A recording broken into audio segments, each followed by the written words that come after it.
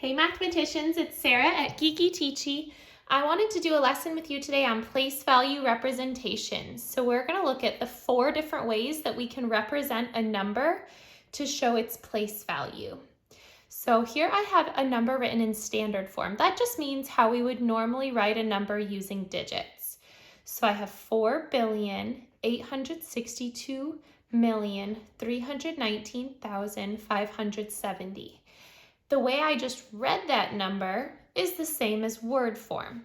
So I would write out the words 4,862,319,570. So I have each of my periods underlined, and that's the same as you can see in my place value chart. So I have 4,862,319,570. I'm going to show you how to write in expanded form. So we're going to stretch out the digits and their value.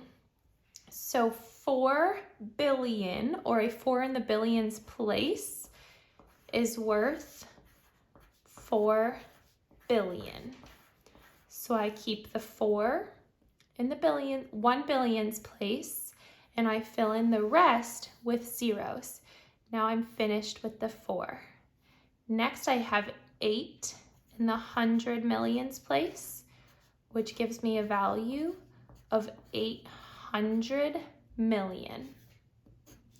I have a 6 in the 10 millions place, which gives me a value of 60 million. I have a 2 in the 1 millions place, which gives me a value of 2 million.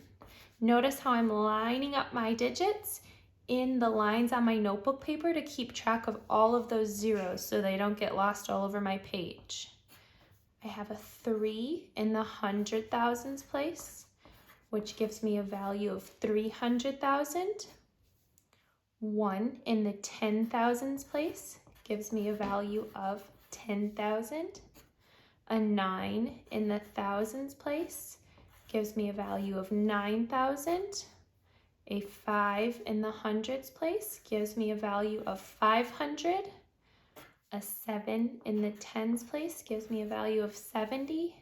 And a 0 in the ones place gives me a value of 0. So I technically don't have to write that. What I'm going to do is I'm going to add up each of these expanded values, and if I were to add up all of these lines, I would get a sum of 4,862,319,570. So it's optional, but adding 0 at the end isn't going to change that. If I want to change this from expanded form to expanded notation, I'm going to replace the digit with a 1, and I'm going to write it as the digit times the place. So 4 times 1 billion would give me a value of 4 billion. 8 times 100 million would give me a value of 800 million. And you can see the pattern here. So my sum would still be the same, 4,862,319,000.